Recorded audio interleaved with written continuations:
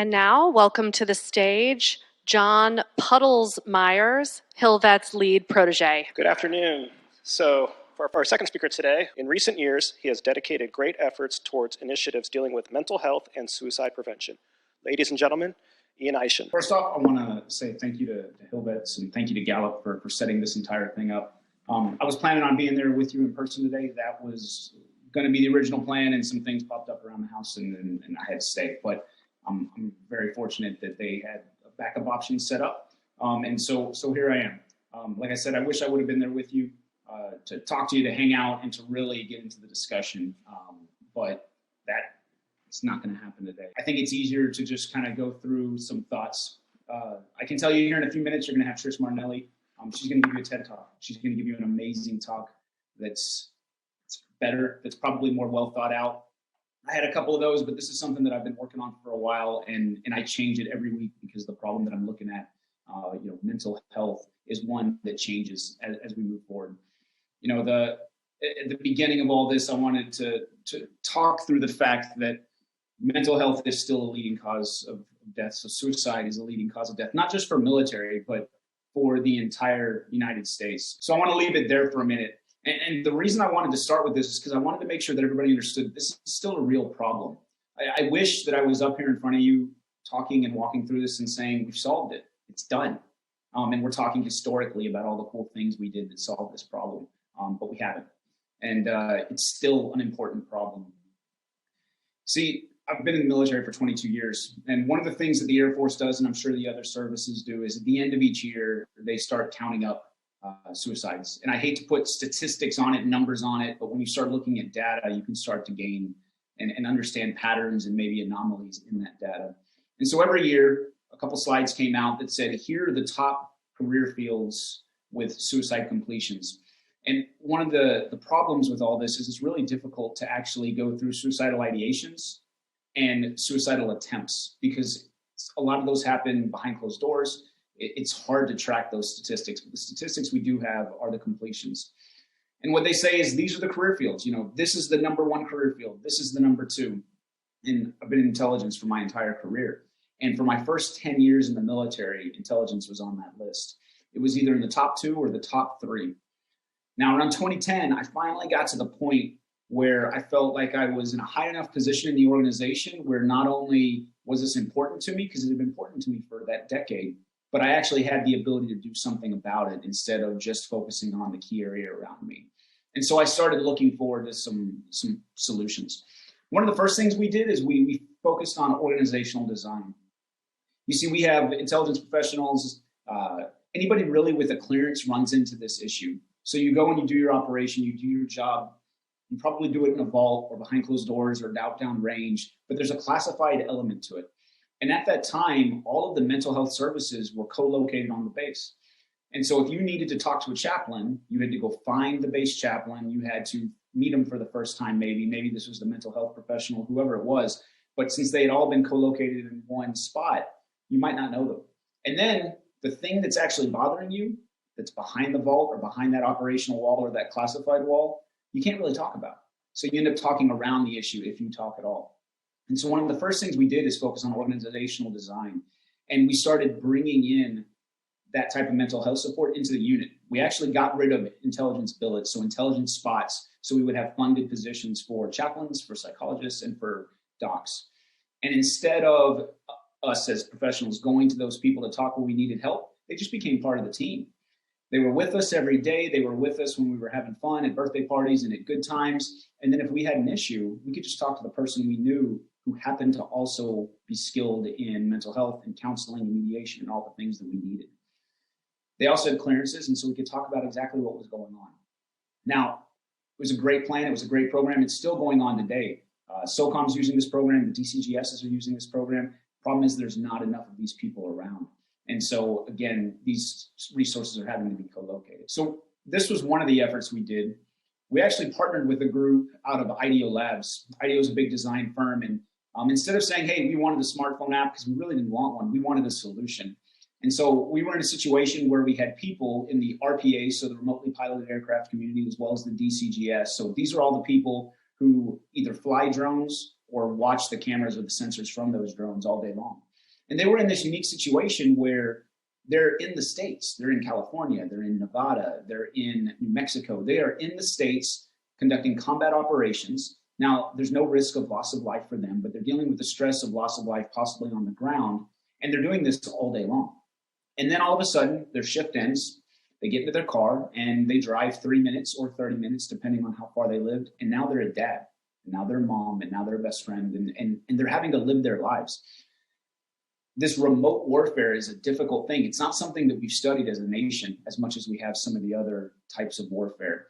You don't have that psychological change from when you're downrange in Iraq, you do whatever you do down there, and then you have this time frame. It takes days to get home, sometimes much longer than you want. But that gives your mind the chance to switch off or to transition, to get ready to see family. And so when people didn't have that transition, it made things more difficult. There was also a psychological effect of, should they even feel and have issues? They're not downrange, they're not in threat, they're in air conditioning. And so people started to feel guilty about the issues they were having, and they weren't actually dealing with them. So we partnered with IDEO, or some IDEO designers, and after studying the problem, after digging in, we built this app. And the app was very much a mindfulness app, very similar to a Headspace, and it worked out all right. We really enjoyed it. One of the coolest things that came out of it was this one single feature. As soon as you log into the app, you just say how you're feeling. I'm feeling great, I'm feeling horribly, and there's kind of a scale of 1 to 10. And then on the right, what you can see is data. So as people started to put that data in every day, I'm feeling okay or I'm not, we would anonymize that data so we couldn't know who actually said what, but we could start aggregating that data based on flights. So based on small teams, sections, squadrons, and you can move up from there. And what that did is give me as a leader or other leaders in the building the ability to start looking at that data and figuring out, okay, are we all in the same place or are we seeing a drop? If over one group of people we're seeing a drop, now I can use those one or two people that I have and actually use this really scarce resource to triage things and to make sure that I use it in the right place at the right time. We took that and moved it to a model where you could go to the base, and if you're on any Air Force base right now, I'm sure the Army does something similar. For some reason, when you log into a computer, it'll ask you some questions. And instead of asking you what building number you're in and where you're at today, instead, we started asking, how are you feeling? Simple question. Now, most people didn't answer it accurately at the beginning, but over time, people started to. And that started to give us data of what was happening in each squadron and started allowing us to focus our efforts. Another thing we did is we really got into storytelling. So this is the result of about a 2-year project. We took some really well-known comic book artists and we partnered them with people who had PTSD. Now, these people, some of them started in World War II. We had Vietnam vets, we had Iraq war vets, and we had some active duty personnel. Actually, these images are one from a story that I got to do while I was working with them. And what we did is we partnered that person with PTSD with a storyteller. So the veteran would write their story. They would then work with a professional story writer to fill in some holes and to try to fix some things so the structure worked right. Then they would partner them with an illustrator. I got to learn all about the comic book process. And so we partnered with illustrators, and those illustrators would start drawing through these panels. Then you have what's called a flatter, somebody who colors each panel. And then there's actually a separate person. I didn't know this. Those word bubbles on the left, that's an entirely separate job. What it did is it gave these veterans a long process. It was about 1.5 years from the beginning of when they were first contacted till they saw some of these images for the first time, walking through their story in a safe space, in a safe way, putting pictures and images to that story, putting those colors, putting those feelings behind it. And then what we did is we released this book. It's called True War Stories. All of the money that we made on Amazon and on Z2 Comics is going to charity. But we released this story. So now these stories not only are helping the veterans who wrote them and the veterans who helped color and do the art behind them, but it also helps anybody who reads it. And then we're hoping that the money benefited multiple organizations as well.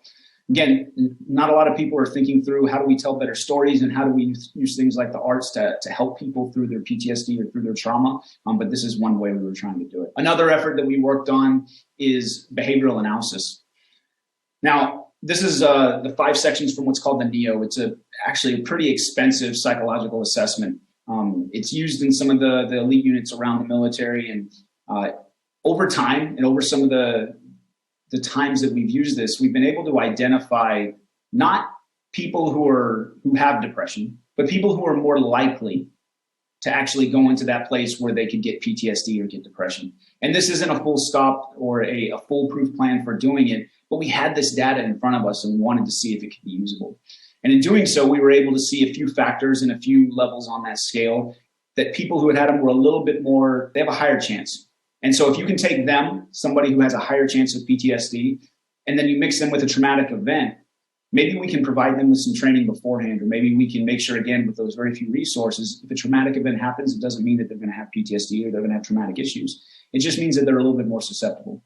And so what if we started designing our organizations and our processes to make sure that the very few pieces of personnel that we have that can solve these problems and the experts that we have, that we can actually use their time more wisely? Again, it's not a foolproof plan. It's really difficult to do on intake. The perfect solution, I think, would be to do this for all military members coming in and making sure that certain jobs weren't available or those jobs provided more training for people who might be having issues. However, up until now, we just haven't had access to do this. Out of all of these, and the reason I tell these stories, each one of these stories actually had the same goal, the end goal of helping people. Now, we went about it a different way. It helped a different group of people. One of the things that we realized is there's not one solution. There's no way that I can develop, this one app or this one pill or this one thing that solves hopelessness. But maybe if we build something where we can help everybody at different times in their lives, if we can help you today, well, that's worth the time. You see, the thing that works for you is not the thing that will work for me. And actually, the thing that works for me today may not be the thing that works for me a year from now because I'm in a different situation.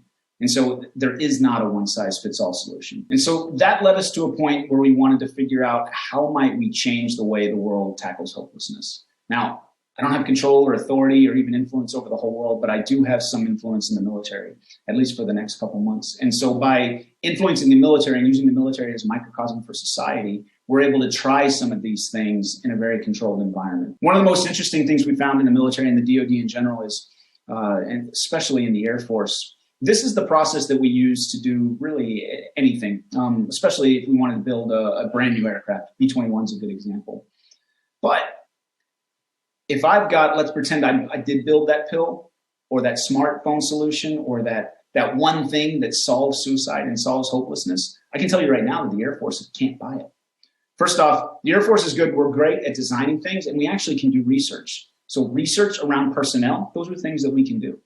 But actually acquiring that pill or that app, testing it, and then deploying it out, we don't have the authority to do it. We haven't set aside the money. We don't have the structural rules. We don't have the program office that actually allows us to do it because our entire acquisition system has been built around platforms, which is great. That's what it was built for. We needed to buy aircraft when we started as an Air Force, and we needed to maintain and push those aircraft forward. Even now, if you look at our major program offices, they are all set around aircraft.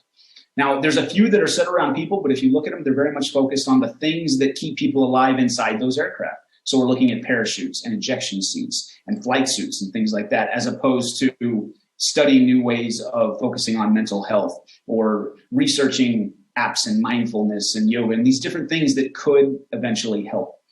So right now, the Air Force is not designed to actually support the human weapon system in the same way it's designed to support a flying weapon system or a rotary wing weapon system. And until we actually set that up and we get the authorities we need to do that, it's going to be difficult to move anything from actual research into moving forward into testing and deployment. So a few of the things that we've been working on, mainly PEO people, you can call it PEO airmen. The Army has PEO soldier, but PEO is the Program Executive Office. This is how the Air Force is designed in the acquisition community. And these are the people in the organization that allow the Air Force to move forward with a new version of the F-15 or move forward with a new missile system. And so we already really have a structure that works. This is allowed, it's legal. I'm not going to say it's the perfect structure, but it is a structure. And if we can move something for people, for our human weapon systems towards that goal, then we'll at least have what we need to move forward. Now, as soon as we do, we'll come into all kinds of new problems. But those are great problems because now we can start knocking those down. The other thing is we talked originally about hopelessness. If you start looking at all the statistics for suicide, it's not the same thing for everybody. People will say things like financial issues and marital issues and legal issues. And while those are evident in many people with suicidal completions and suicidal ideations, there is one thing that's available in all of them. And there is a moment where as an individual, you're dealing with problems, and you have this list of things that you can do to help solve those problems. You can study, you can get rest, you can try to think about it, you can try different things to solve the problem. If it's financial issues, you can get a job, you can save money. There are set things that you can do. At a certain point, one of those things on the list, one of those possible actions becomes suicide. And so maybe out of 20 items that you could do, 20 things you could move forward with, one of them becomes suicide. And over time, you go from a state of hope that you can use these things to fix your problem to hopeless or hopelessness. And instead of having 20 items or 20 things that you can do, you move down to 10, and you move down to 5. And then at some point you move to 1, and suicide becomes the only option. And so we think that if we start working on some of the issues pre-hopelessness, maybe fixing transition assistance, joblessness, homelessness, these other things that actually take up the bandwidth. Because if you've got a person, let's say they're exiting the military, and they've got all these stressors of how are they going to feed their family, and how are they going to take care of their kids, and they have trauma and PTSD, most of them are going to take care of their family first, which means they haven't left the bandwidth to take care of everybody else. And so what if we could fix all those problems to give those people the bandwidth they need to actually address their problem with the experts? And then as we move forward, it's got to be alliances. There's no way the Air Force is going to solve this. There's no way the Army is going to solve this. No one's going to solve this by themselves. Most of the job that I do right now is ingrained with the German and the French and the UK Air Forces. And we get to do a lot of work with our commercial partners and industry partners. Those are great. We need those partners. So we need the ability to rapidly share the information, rapidly share resources, and rapidly share ideas so that we can build an ecosystem in which any idea can move forward and scale to help that one person. And then another idea can help someone else. And then another idea can help someone else. And by building that ecosystem where we can rapidly find problems and push things forward, you hear of an innovation ecosystem. If you had one focused strictly on mental health or strictly on hopelessness, we can maybe start to put a dent in this. So with that being my last slide, like I said, this isn't something that I've solved. You saw the first few slides. It hasn't been solved. It's a problem that's almost impossible to solve, but it's a problem that we have to continue working on. And it's one that you can hit your head against the wall all day long trying, but once you help one person, you find out that it's worth it. And it's one that I'm willing to move forward with. And now I hope that you guys are willing to move forward as well. That's all I have, and I really appreciate your time.